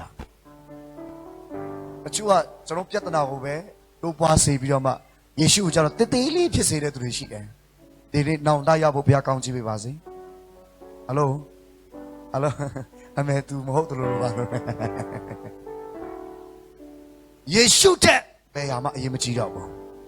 ယေရှုတဲ့ဘယ်ဟာမှမကြည့်မြတ်တော့ဘူးယေရှုလောက်ကောင်းမြတ်တဲ့သူလည်းကမ္ဘာပေါ်မှာမရှိတော့ဘူးဟာလေလုယာဟာလေလုယာအဲ့ဒီသခင်ကိုပဲကျွန်တော်တိုးပွားစေဖို့အဲ့ဒီသခင်ကိုပဲကျွန်တော်ကြီးမြတ်စေဖို့အတွက်ကျွန်တော်ဒီနေ့အားလုံးကိုဝင်ငါတသိခံချင်တာဖြစ်ပါတယ်ကျွန်တော်အသက်တာထဲမှာအဲ့ဒီယေရှုကိုကျွန်တော်ရပြီးတဲ့နောက်ပိုင်းမှာအဲ့ဒီယေရှုကိုကျွန်တော်ကြီးမြတ်စေပြီးတဲ့နောက်ပိုင်းမှာဘုရားသခင်တစ်ခုပြီးတစ်ခုကျွန်တော်ကိုကောင်းကြီးတွေပေးလာတယ်ကျွန်တော်တောင်းလို့မဟုတ်ဘူးမတောင်းရင်လည်းဘုရားကအလိုက်တသိနဲ့ပေးတဲ့ဟာရှိတယ်လိုအပ်တဲ့ထင်ဘုရားပေးတော့တာပဲအာမင်ကျွန်တော်ရဲ့ပုံမှန်ဝင်နဲ့တာအိမ်တစ်လုံးဝယ်ဖို့ဆိုတာလုံးဝမဖြစ်နိုင်ဘူး။ဘာလို့လဲဆိုတော့ကျွန်တော်ရဲ့လစာက9000ကျော်ပဲရှိတယ်။ကျွန်တော် Focus Assembly ဆရာမကောင်ရဲ့အသင်းတော်မှာကျွန်တော် Worship Pastor နဲ့ကျွန်တော်မှုတော်ဆောင်ပါတယ်။9000ကျော်ဖြစ်ပါတယ်ကျွန်တော်လစာ။အဲ့ဒီလစာနဲ့အိမ်တစ်လုံးဝယ်ဖို့ဆိုတာဟာတာပဲ။မဖြစ်နိုင်ဘူး။ဒါပေမဲ့ယေရှုကိုပဲကျွန်တော်ကြီးမြတ်စေတယ်အဲ့ဒီလစာတဲ့ယေရှုကိုပဲကြီးမြတ်စေတဲ့အခါတဖြည်းဖြည်းနဲ့ဘုရားကြီးဆိုတော့ကြောင့်လွန်ခဲ့တဲ့လ2019ခုနှစ်ဒီဇင်ဘာ18ရက်နေ့မှာဘုရားသခင်အကောင်းဆုံးသောအိမ်တစ်လုံးဘုရားခင်ဆုချပေးလိုက်တာဖြစ်တယ်။ဟာလေလုယာ။ကျွန်တော်မှရှိတဲ့ပတ်စံနဲ့တာဝယ်ရမယ်ဆိုမဝယ်နိုင်ဘူးဒါပေမဲ့ဘုရားရဲ့မျက်နှာသားနဲ့ဝယ်ခွင့်ရတယ်။ဘယ်လောက်တောင်ကောင်းတယ်ဆိုဘုရားခင်ကျွန်တော်ကိုပေးတဲ့အိမ်ကဘယ်လောက်တောင်ကောင်းလဲဆိုရင်ရောက်ခမတွေနဲ့မျက်နှာချင်းဆိုင်အိမ်ကိုဘုရားပေးတာဖြစ်တယ်။အာမင်။ဟာလေလုယာ။သူများရောက်ခမတွေတော့မသိဘူးကျွန်တော်ရောက်ခမတော့အရန်ကောင်းတယ်ဟာလေလုယာသူများရောက်ခမတွေတော့မသိကျွန်တော်ရောက်ခမတာဒါကောင်းတယ်တမန်တရားကိုတမန်တရားတိုင်းတွင်တင်ပြတာပေးနိုင်တဲ့ဆရာဖြစ်တယ် Oh, nya dai family gathering တွေလုပ်ပြီးတော့မှ Bible study လုပ်ကြတယ်အရန်ကိုပျော်စရာကောင်းတဲ့ family တခုဘုရားခင်ကပြင်ဆင်ပေး2008ခုနှစ်ကတည်းကကျွန်တော်မိသားစုဝင်တွေကျွန်တော်ဆောနာပြောတယ်ကျွန်တော်မိသားစုဝင်တွေဘယ်နှယောက်ရှိလဲဆို16ယောက်ပဲရှိတာလေအဲ16ယောက်စလုံးနဲ့ကျွန်တော်ဝေးခွာရတယ်တယောက်တည်းတကောင်ကျွတ်ဘွားနဲ့နေခဲ့ရပြီမဲ့ဘုရားသခင်အခုတော့တကောင်ကျွတ်နဲ့မဟုတ်ဘူးမိသားစုအကောင်းဆုံးကိုလည်းပေးလာတယ်ဟာလေလုယာအကောင်းဆုံးသောအိမ်ကိုလည်းဘုရားပြင်ဆင်ပေးလာတယ်ကျွန်တော်အခုဒါတွေပြောနေတာဝါကြွားပြီးပြောနေတာမဟုတ်ပဲနဲ့ကျွန်တော်ရဲ့အရေးချင်းနဲ့ဝယ်ရမယ်ကျွန်တော်ပတ်စံနဲ့ဝယ်ရမယ်ဆိုမဝယ်နိုင်ဘူးဖယားတကူနဲ့ဖြစ်တယ်ဖယားတဆွမ်းခြင်းကြောင့်ဖြစ်တယ်ဟာလေလုယာအဲ့ဒါညဝတ်ချက်ကပါလေယေရှုကိုပဲချီးမွမ်းပါအောင်ငါကိုချီးမြှောက်တဲ့သူကိုငါချီးမြှောက်မယ်ယေရှုကိုပဲချီးမြှောက်လိုက်ပါအောင်ပြဿနာမရှိဘူးမဟုတ်အဲ့ဒီပြဿနာတဲ့ယေရှုကိုပဲကြီးမြတ်စေလိုက်ပါအောင်တိုးပွားစေပါအောင်ဟာလေလုယာဟာလေလုယာဘုရားကျေးဇူးတော်ကိုကျွန်တော်အရင်ချီးမွမ်းမိတာကချီးမွမ်းခြင်းကိုယ်ကိုယ်ချင်းနဲ့ပတ်သက်လာပြီဆိုတော်တော်များများနေရာတွေမှာကမ်းလှမ်းခံရတယ်။သွားရောက်ရတယ်။အိုးကျွန်တော်အရင်ကိုပျော်စရာကောင်းတယ်ကျွန်တော်ဘဝလေ။သွားတယ်ဘုရားကောင်းမြတ်ကြောင်းနဲ့ပြောတယ်။ဘုရားသခင်ချီးမွမ်းဖို့ထိုက်တန်တဲ့ဘုရားကြောင်းနဲ့ပြောရတယ်။သင်နန်းနေပြီးယေရှုဘုရားကောင်းကြောင်းပြောရတယ်။ဟာလေလုယာဒီတက်ကောင်းတဲ့အရာမရှိတော့ဘူးကျွန်တော်ဘဝမှာယေရှုကောင်းမြတ်ကြောင်းနဲ့ယေရှုကြီးမြတ်ကြောင်းနဲ့ပြောခွင့်ရတယ်။နေရာတော်တော်များများကိုကျွန်တော်ခြေဆန်းတဲ့ကိုဘုရားပြင်ဆင်ပေးတာ။ဒါတွေအားလုံးကျွန်တော်ခြုံငုံပြီးစဉ်းစားတဲ့အခါမှာကျွန်တော်တော်လို့လားကျွန်တော်တက်လို့လားကျွန်တော်အရေးချင်းကြောင့်လားကျွန်တော်ကိုကျွန်တော် self center ပြန်ကြည့်မယ်ဆိုရင်ဘာမှမရှိဘူးကျွန်တော်မှာဒါပေမဲ့ကျွန်တော်ဖြစ်ချင်းဘယ်မှာပြောင်းသွားတယ်လဲဆိုတော့ယေရှုခရစ်တော်ထဲမှာကျွန်တော်နေလိုက်တဲ့အခါမှာအရာကတိတ်တဆွမ်းတဲ့သူဖြစ်လာတာယေရှုကြောင့်ဟာလေလုယာအဲ့ဒီယေရှုကိုချီးမြှောက်စေဖို့ရအောင်အားလုံးသဘောတူရဆိုလက်ကုပ်တည်းအော်ရတဲ့ယေရှုကိုချီးမြှောက်ရအောင်ဂုဏ်ပြုရအောင်ဟာလေလုယာဟာလေလုယာဟာလေလုယာဟာသာနဲ့မမကျန်ဝိညာဉ်ရေးရမှာ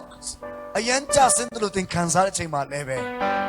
ယေရှုကိုချီးမွမ်းလိုက်ပါအောင်ယေရှုကိုချီးမြှောက်လိုက်ပါအောင်ဟာလေလုယာခဏလောက်မတည့်ရအောင်ယေရှုကိုချီးမွမ်းရအောင်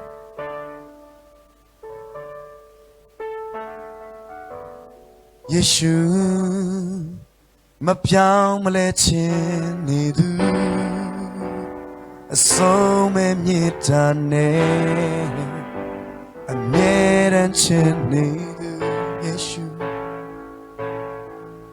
ယေရှုကျွန်တော်တကောင်းနေစို့သူနိုင်လို့မရတဲ့မြေတာရှင်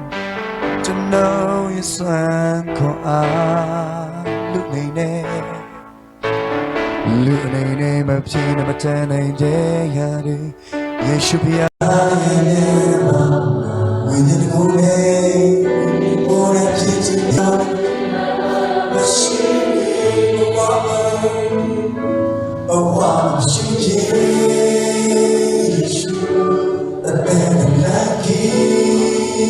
မာတာကပေတော်ရတယ်သင်စေရွေးမှန်ပါသူကျွန်တော်ရဲ့ထဲမှာရှိနေမှာတော့ဘဝပြေပါဒီပေါ်ဒီမလို့ဝင်တိုင်းပြေစားလို့ညမတော်တယ်မှာကျွန်တော်ရှိနေခြင်းဒီယူရအောင်မြင်ခြင်းတွေရရှိစေယေရှုမပြောင်းလဲခြင်းနေသူအဆုံးနဲ့နေတာနဲ့အမြဲတမ်းခြင်းနေသူယေရှုယေရှုကျွန်တော်တကောင်းနေစို့tonight no me nada fashion to love is what I'm calling looking I'm changing the time day it should be I am when you go just love the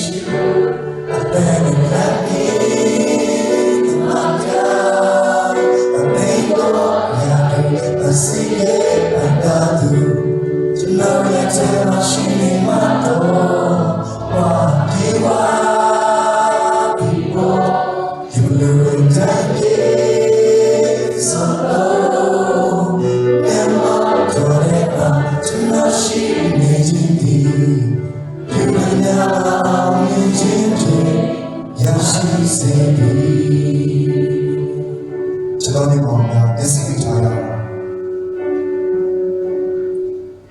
ကျွန်မဒီနေ့ယေရှုခရစ်တော်ကိုကျွန်တော်အထက်မှာအုပ်စိုးစေတဲ့အတွက်အခွင့်ပေးခြင်းနဲ့ကျွန်တော်ရအောင်လို့ယေရှုကိုကျွန်တော်ကြည့်ခြင်းနဲ့ကျွန်မကြီးမျက်စိခြင်းနဲ့ဆိုရဲဒီကောင်မောင်နှမတွေဘေးပင်ညာကြည့်စရာမလိုဘူးကျွန်တော်တို့နဲ့ဘုရားသခင်နဲ့ရှေ့မှာပဲဖြစ်တယ်တကယ်ဆုံးဖြတ်ချက်ချခြင်းတဲ့သူတွေယေရှုတဲ့ဘာမှအရေးမကြီးတော့ဘူးကျွန်တော်ဘဝမှာကျွန်မဘဝမှာယေရှုလောက်ကြီးမြတ်တာလည်းမရှိတော့ဘူးယေရှုကိုပဲကျွန်မဝန်ခံမယ်ကျွန်တော်ဝန်ခံတော့မယ်ဘာတွေဘယ်လိုပဲကြုံလာပါလိမ့်စေပြဿနာတွေရှိလာပါလိမ့်စေဒီယေရှုပဲကျွန်မချီးမွမ်းတော့မယ်ကျွန်တော်ချီးမွမ်းတော့မယ်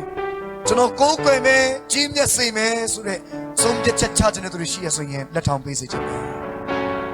ဘုရားသခင်ရဲ့ရှေ့မှာဖြစ်တဲ့ဘုရားသခင်ရှေ့မှာကျေးဇူးတင်တယ်ကျေးဇူးတင်တယ်ကျေးဇူးတင်တယ်ကျေးဇူးတင်တယ်အဆွေဒီချိန်မှာစက္ကပ်ခြင်းနဲ့အားလုံးရှိမခေါ်တော့ဘူးကိုရှိတဲ့နေရာမှာပဲဘုရားသခင်ကိုစက္ကပ်ရအောင်ကိုတော့ကိုကြီးမြတ်စေခြင်းနဲ့အားလုံးကိုအဲမှာရှိတဲ့အတိုင်းနှုတ်ကိုဖွင့်အပ်ပြီးတော့ဘုရားသခင်ကိုပြောရအောင်ဒီချိန်မှာအဖြစ်ကိုဖြစ်တဲ့အရှိကိုရှိတဲ့ဘုရားသခင်ကိုပြောရအောင်အားလုံးဒီချိန်မှာဆူတောင်းတဲ့အချိန်တစ်ချိန်ယူစေခြင်းနဲ့အားလုံးအတန်ကိုလွတ်လပ်ဆူတောင်းရအောင်စက္ကပ်ရအောင်โอ้ฮาเลลูยาgloria Hallelujah basa sa mong chingina shima gloria to the Savior oh basa sa Jesus Yesu na wa mong chingina ulo udale Jesus ulo udale kumbe ulo udale choni ulo udale to pasino atatanyo chiyete Sadoma, Yatanaya Shutri Jumla Taima, Julia Tekoro Chita Jamu, one cap Josumi. Oh, Kurone, oh, Yahalo, yes, I told her she said it to which is like this. Robia, Chatan, which is Emma, Udoya Kum Artine, Chatan, which is oh, hallelujah. We are Rabaka Shakara, oh, Rabaka Shakara Papa.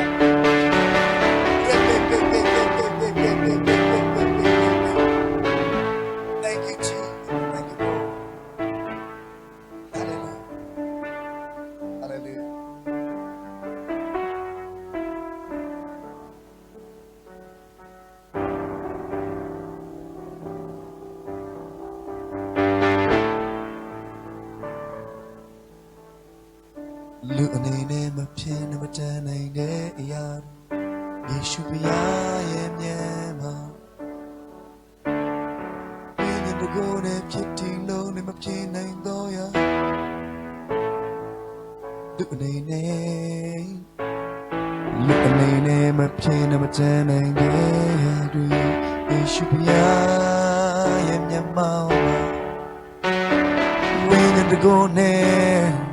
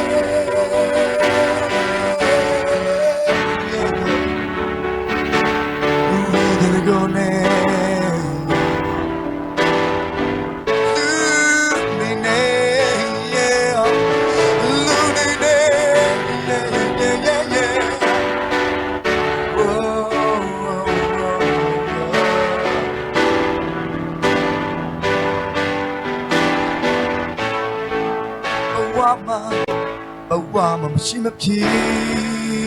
ယေရှုအသက်နဲ့လမ်းခီးအမကြာခပ်သိမ်းတော့ရတယ်ဒါစင်၍ပန်ပါသည်ကျွန်တော်ရဲ့ထဲမှာရှိနေမှာတော့ ပြမလို့အတိုင်းပြေစုံလို့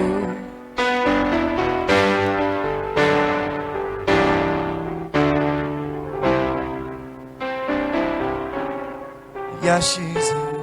အိုရာဘာရီကီရီ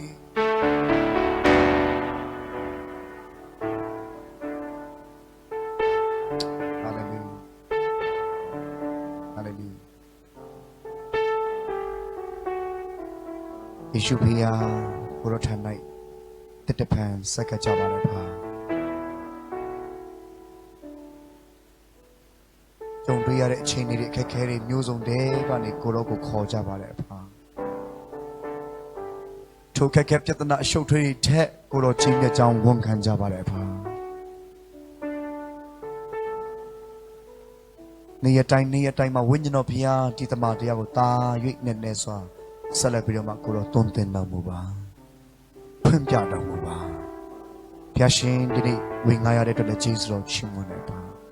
ဒီနေ့ဝေငှထားတာထက်တာ၍နဲ့စွာဝိညာဉ်တော်တွေသူတို့အတ္တအတီးတီးထဲမှာပြင်နေလက်တွေ့ဆက်လက်ပြီးတော့တွန်းတင်ပေးတော်မူပါလက်တွေ့တင်ပေးတော်မူပါပါကိုရောကြီးမြတ်ကြောင်းကိုရောကောင်းမြတ်ကြောင်းကိုရောမြတ်တာတော်သာလင်အကောင်းဆုံးသောမြတ်တာဖြစ်ကြောင်းအကြီးမြတ်ဆုံးသောမြတ်တာဖြစ်ကြောင်းလက်တွေ့ခံစားရစေတော်မူပါပါထိုသခင်မူကားတွေ့ပွားခြင်းရှိရမယ်ငါမူကားဆုပ်ယုပ်ခြင်းရှိရမယ်အတ္တထဲမှာယေရှုကိုတော်ထက်အရေးကြီးတာဘာမှမရှိပါဘူးဖပါဗျာကိုတော်လောက်အရေးကြီးတာလည်းဘာမှမရှိတော့ပါဘူးဖပါဗျာယေရှုကိုတော်ကိုသာလင်ချီးမြှောက်ကြပါရယ်ခတ်သိမ်းသောအရက်ဒေသမှာခတ်သိမ်းသောအထက်မှာကိုတော်ကိုထားကြပါရယ်ဖပါဗျာကိုတော်သာလင်ကြီးမြတ်၍ဆိုးဆန်တော်မူပါအကြီးမြတ်ဆုံးသောဘုရားသခင်ဖြစ်ပါတယ်အဖအကောင်းမြတ်ဆုံးသောဘုရားသခင်လည်းဖြစ်ပါတယ်ဖပါဗျာအိုးကယူနာကြီးတော်မူသောဘုရားကိုရောကိုယေရှုတင်တယ်မေတ္တာပြေဝတော်မူသောဘုရားကိုရောကိုယေရှုတင်တယ်စုံလင်တဲ့မေတ္တာတော်အတွက်ယေရှုတင်တယ်ဖဒီနေ့ကိုရောပြရှင်ကြားနာရတဲ့အရာအားလုံးကိုလက်တွေ့လုပ်တဲ့ခါမှာလည်းပဲဝိညာဉ်တော်ဘုရားဆက်လက်ပြီးတော့တွင်တင်ပါမကြောင်းလက်တော်ထဲမှာစက္ကန့်နဲ့နေရအားလုံးတဲ့ယေရှုအပေါင်းချီးမွမ်း၍ထိုက်တန်တော်မူသောယေရှုခရစ်တော်ကိုပဲ focus လုပ်ရင်းချီးမွမ်းကိုးကွယ်ရင်းပတနာပြုကြပါလေပါဗျာရှင်အာမင်ယေရှုတင်တယ်ပြန်ထိုင်နိုင်ပါ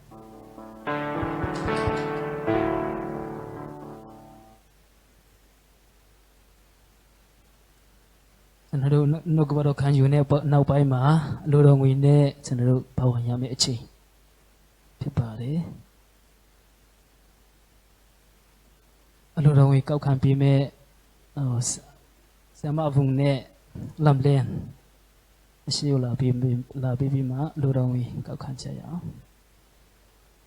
အဆုံးသတ်ကျွန်တော်တို့အဆုံးသတ်ရှိဝေးအဆုံးသတ်ဆုတောင်းပြီးဖို့ကောင်းချီးပြီးဖို့အတွက်ကျွန်တော်တို့သိခါတော်ရဆရာခွေကိုကျွန်တော်တို့ယေရှုနာမဖြင့်ဟောဖိတ်လိုပါတယ်နောက်ဆုံးသချင်းအနေနဲ့ကျွန်တော်တို့ကားလိုက်ပေါ်မှာဆိုတဲ့သချင်းအားလုံးမှတ်တရပြီးမှဆိုကြရအောင် worship team ရှိလာပြီပါလို့တော့ငွေထည့်လို့ရပါပြီ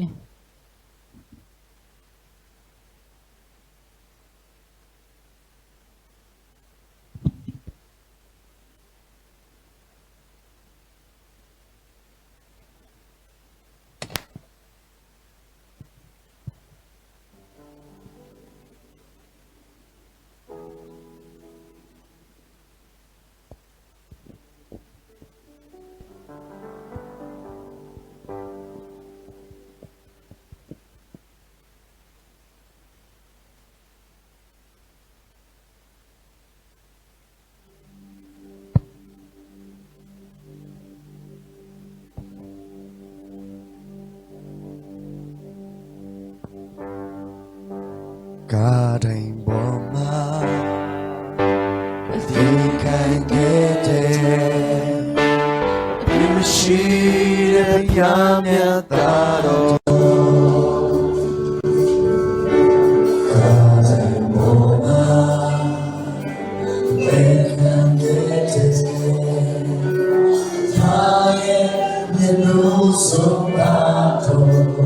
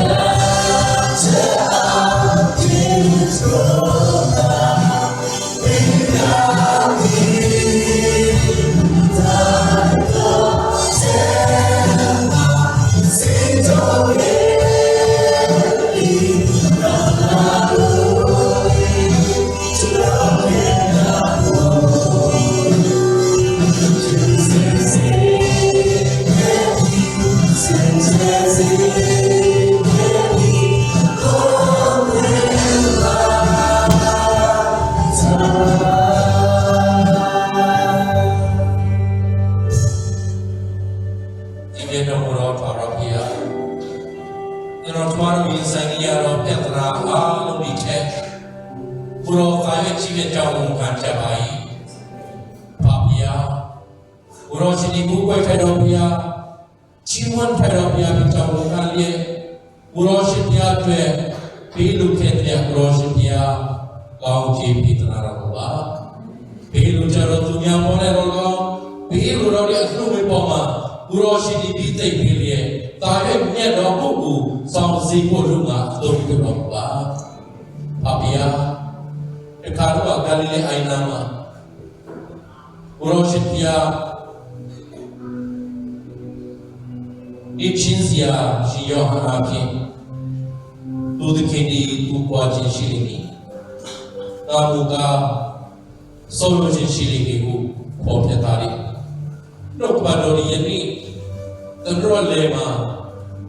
ဘုရောရှင်ဘုရားကိုအုံပြုခြင်းအဖြစ်အတ္တကိုအုံပြုခြင်းတဲ့တာရဲ့ကောင်းတဲ့မှာကိုဆရာတော်အားဖြင့်ဘုရောရှင်ဘုရားတော်ကြောင့်ကျေးဇူးတော်ကိုချီးမွမ်းပါ၏။တရားစီအတွက်